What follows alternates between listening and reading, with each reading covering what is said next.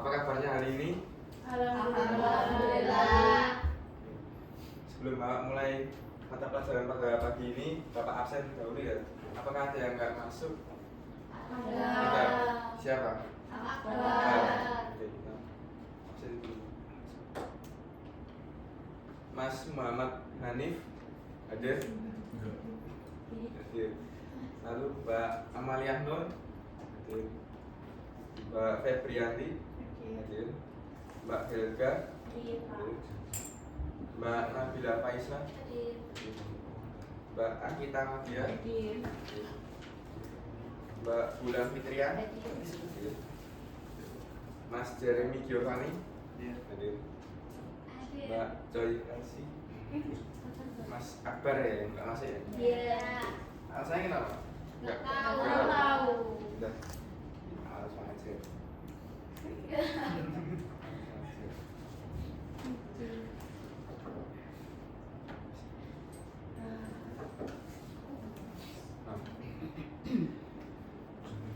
Di sini kita akan belajar tentang peralatan dan perlengkapan kantor.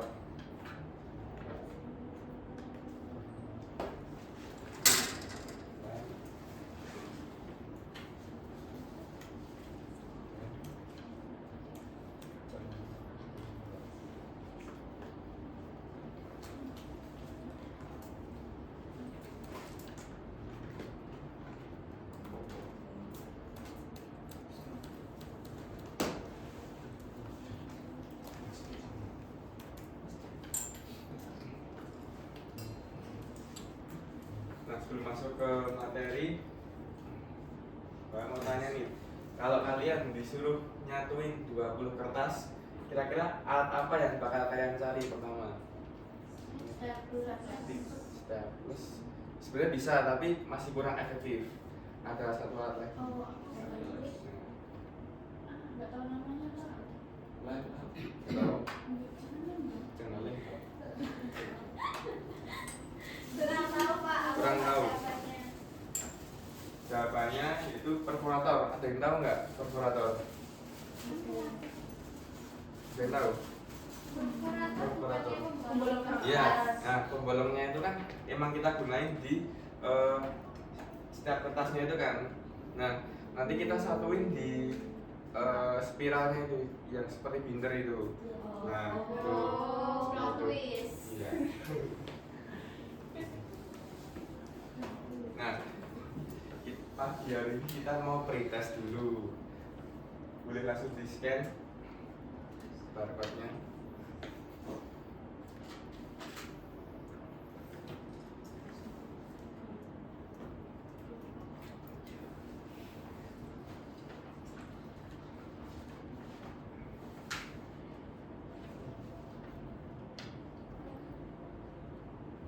Bisa? Bisa.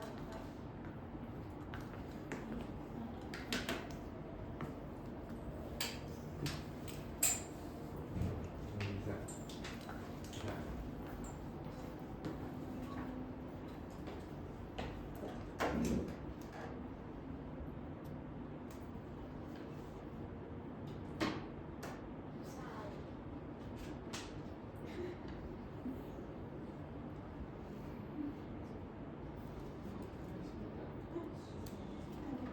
Masih kurang 3 responden lagi yang belum jawab.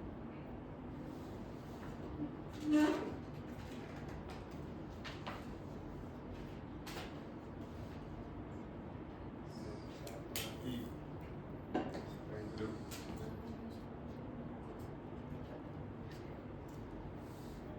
Oke, udah semua ya. Kita lihat jawaban nomor 1. Iya. Yang jawab B ada 5. Iya. Nah, yang 3 ini siapa ini? Ada yang nggak tahu pasti. Saya. Oh. Jawab. Belum paham ya? Coba. Dan next. Sudah 2 soal lagi.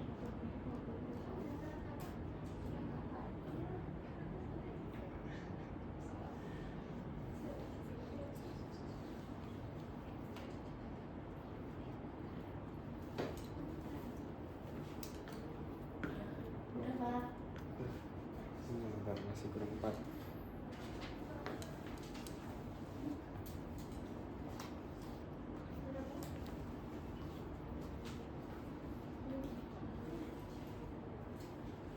kurang 3 lagi yang masih belum menjawab.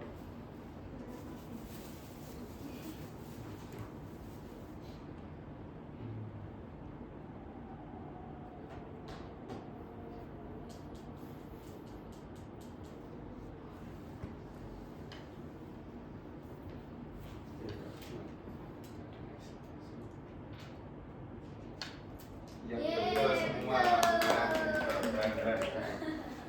Nah, satu pertanyaan terakhir. Tuh.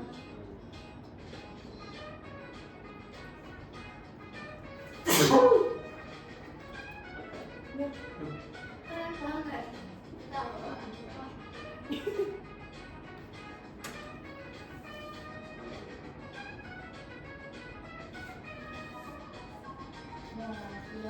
Ya. Berarti saya selesai tugasnya.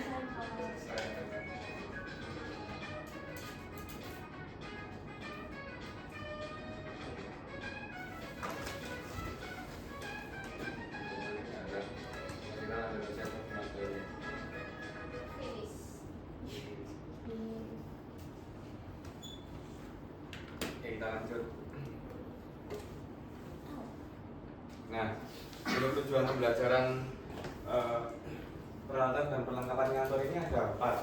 Yang pertama yaitu mengidentifikasi, yang kedua itu mengoperasikan, yang ketiga itu mengelola, dan yang terakhir itu mengoptimalkan. Nah, untuk yang mengidentifikasi sendiri, ini jadi kita harus bisa membedakan antara peralatan jangka panjang dan jangka pendek itu apa aja. Dan untuk yang jangka panjang itu yaitu peralatan kantor, dan untuk yang jangka pendek itu perlengkapan kantor. Nah, untuk apa saja barang-barangnya nanti kita pelajari lebih lanjut.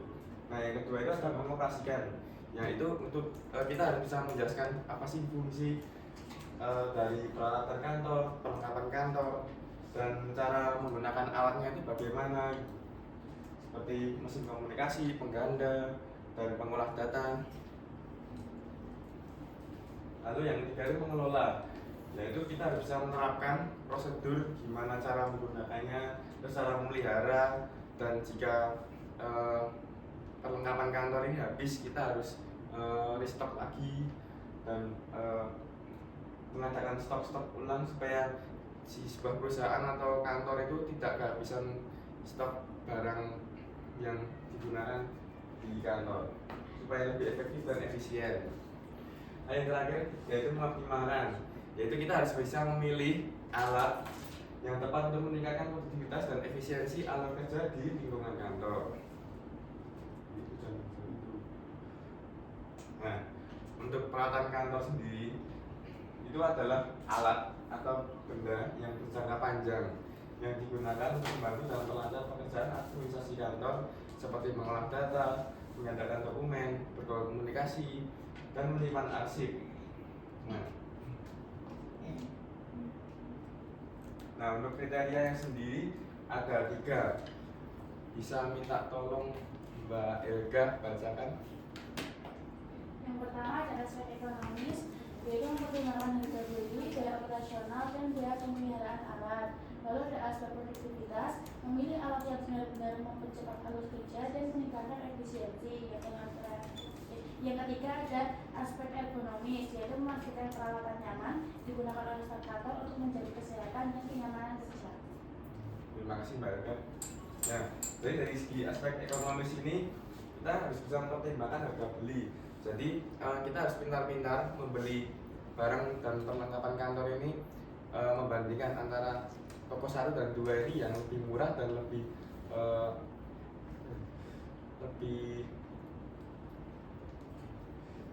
terjaga kualitasnya itu yang mana. Terus untuk biaya pemeliharaan alatnya ini juga kita harus bisa mempertimbangkan mana alat yang lebih awet dan mana alat yang tidak awet untuk perusahaan itu jangan dibeli gitu. Lalu untuk segi produktivitas itu kita harus bisa memilih alat yang benar-benar mempercepat alur kerja dan meningkatkan efisiensi. Jadi sebuah perusahaan atau kantor itu harus bisa memilih alat yang memang sesuai dengan tugasnya, seperti perforator tadi, Itu supaya kita bisa melubangi kertas lalu bisa menjadikan menjadi satuan arsip supaya tidak terpencar-pencar seperti itu. Lalu yang terakhir ada segi ergonomis, jadi kita harus bisa memastikan peralatan ini nyaman digunakan oleh staf kantor untuk menjaga kesehatan dan kenyamanan kerja. Ya, jadi sebuah perusahaan ini juga harus bisa memastikan bahwa alat-alat yang digunakan ini nyaman dan tidak rusak dan juga aman untuk para staf-staf kantor ini, supaya yang memang sudah ahli ataupun yang masih pemula itu bisa menggunakan kapan saja dan di mana saja di lingkup perusahaan dan tidak beresiko untuk kesehatan dan kenyamanan kerja mereka. Lalu untuk etika penggunaan peralatan kantor sendiri ada dua. Yang pertama ada tanggung jawab dan yang kedua ada kehati-hatian. Untuk tanggung jawab sendiri ini harus bisa, contohnya harus bisa mematikan mesin kantor saat jam kerja sudah selesai atau saat tidak digunakan. Jadi dari segi keawetan sendiri, alat tersebut pasti akan awet karena digunakan hanya pada saat dibutuhkan saja. Jadi pada saat tidak digunakan ini kita bisa mematikan alat-alat itu supaya hasilnya supaya barangnya itu lebih awet. Dan dari segi energi juga listrik kita lebih hemat karena ada beberapa alat yang masih menggunakan listrik, dan itu jika dihidupkan hampir 24 jam akan menguras listrik banyak. Lalu yang kedua itu ada kehati-hatian, yaitu kita harus bisa menggunakan peralatan ini sesuai dengan SOP atau manual booknya. Jadi bagi yang sudah ahli mungkin sudah paham ini cara menggunakannya gimana, cara memakainya gimana supaya tidak cepat rusak. Nah, untuk peralatannya sendiri ini ada 3. Ada yang tahu nggak gambar pertama itu gambar apa? Untuk kiri. Staples.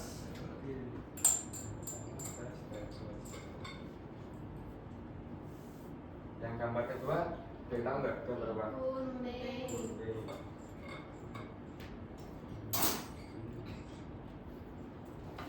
Lalu yang gambar terakhir, nah itu namanya perforator.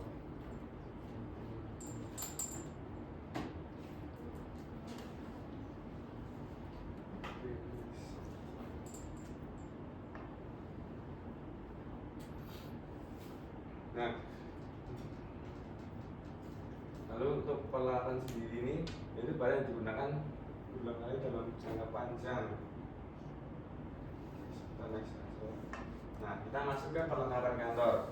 Nah, perlengkapan kantor sendiri ini adalah barang yang habis pakai. Jadi beda seperti peralatan yang awet atau untuk jangka lama. Perlengkapan ini sering habis pakai dan harus sering-sering juga dicek stoknya supaya bisa di restock, supaya perusahaan ini tidak cepat kehabisan perlengkapan di kantor.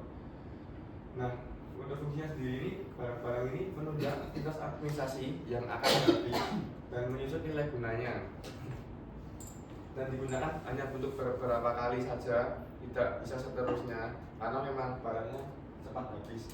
Nah, contohnya sendiri ini ada kertas, tinta, alat tulis lainnya. Lalu stok-stoknya juga harus efektif supaya operasional kantor ini bisa berjalan lancar dan tidak ada hambatan.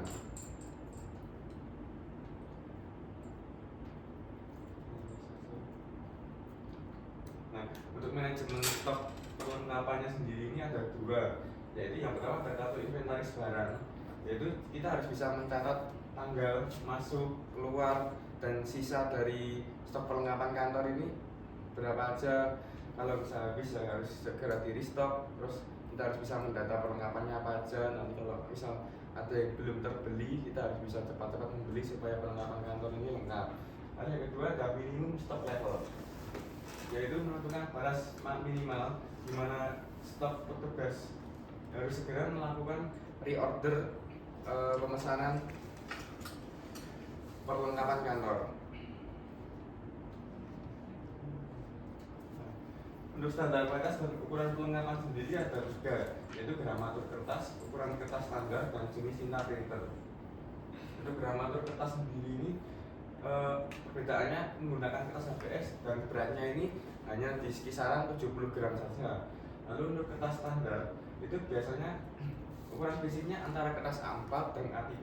Untuk standar internasional sendiri biasanya menggunakan A4. Dan kalau untuk di Indonesia sendiri di administrasi itu biasanya menggunakan F4 atau seukuran folio. Nah, yang terakhir ada jenis tintanya. Nah, biasanya di Indonesia sendiri ini di printer-printer Indonesia biasanya menggunakan tinta inkjet, tinta cair, dan menggunakan cartridge dulu. Lalu ada juga yang menggunakan bubuk atau toner sesuai dengan jenis printer yang digunakan di setiap kantor, itu beda-beda biasanya. Tapi seringnya yang inkjet biasanya. Nah, ini contoh perlengkapan yang habis pakai. Untuk yang gambar pertamanya kita gambar apa? Tas.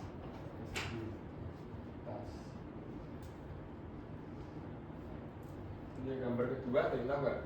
Tinta. Betul.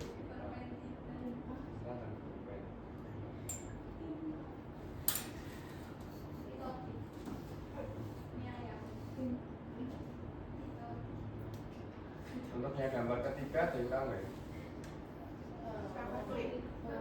Paper clip, ya betul.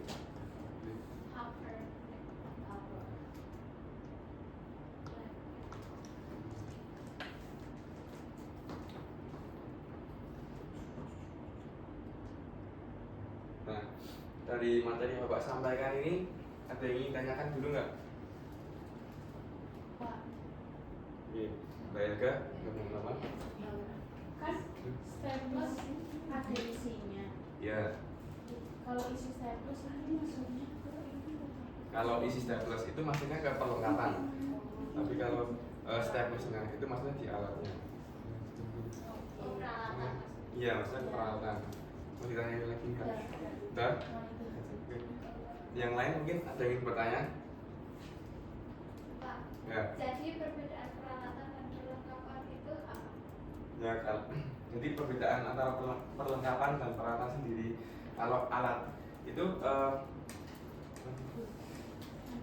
sebuah benda yang digunakan untuk administrasi kantor, dan itu tuh fungsinya jangka lama, jadi nggak bisa habis, kecuali kalau memang rusak memang harus dibelikan lagi. Lalu untuk perlengkapan sendiri itu barangnya itu cepat habis dan cuma bisa digunakan beberapa kali aja. Nah, mungkin udah Bang atau masih kurang paham? Udah.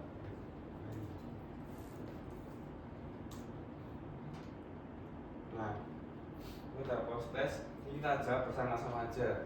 Bapak bacakan soalnya. Nah, sebuah kantor kehabisan kertas HVS dan tinta printer di tengah jam kerja sibuk karena tidak ada pencatatan stok yang baik. Apa kategori barang yang habis tersebut dan apa dampaknya bagi layanan kantor? B. Yakin? Oke, betul. Ya, untuk kategori sendiri ini ada kategori barang habis pakai. Ya, karena itu HVS dan tinta printer itu memang bisa habis. Lalu untuk dampaknya sendiri ini pekerjaan administrasi dan layanan juga akan terhambat. Ya, betul sekali, terhambat seperti ini ya. Akhirnya kita menuju ke kesimpulan. Bapak minta tolong Mas Jeremy bacakan kesimpulan. Jadi kesimpulan peralatan kantor berfungsi sebagai aset jangka panjang yang mendukung pengolahan data dan komunikasi. Sementara perlengkapan kantor merupakan kebutuhan habis pakai yang menunjang aktivitas harian. Dengan mengelola dan merawat keduanya, efisiensi kerja dapat meningkat, biaya operasional terkendali, dan juga produktivitas organisasi dapat tercapai secara optimal. Oke, terima kasih Mas Jeremy. Ya, tadi kantor sendiri ini fungsinya itu untuk aset jangka panjang yang mendukung administrasi kantor, pengolahan data, komunikasi. Nah, sementara untuk perlengkapan sendiri ini merupakan kebutuhan habis pakai untuk menunjang aktivitas sehari-hari di kantor atau di sebuah perusahaan. Nah, dengan mengelola dan merawat keduanya tersebut, itu kita bisa meningkatkan efisiensi kerja kita, terus biaya operasional juga lebih terjangkau dan tidak boros, dan produktivitas organisasi atau perusahaan itu juga bisa lebih terkendali dan optimal. Nah, punya tugas mandiri yang dikumpulkan minggu depan. Ini bisa dicatat atau difoto terlebih dahulu. Tugasnya mudah, cuma mengamati lingkungan, lalu menemukan 3 benda yang termasuk peralatan kantor dan perlengkapan kantor. Udah ya?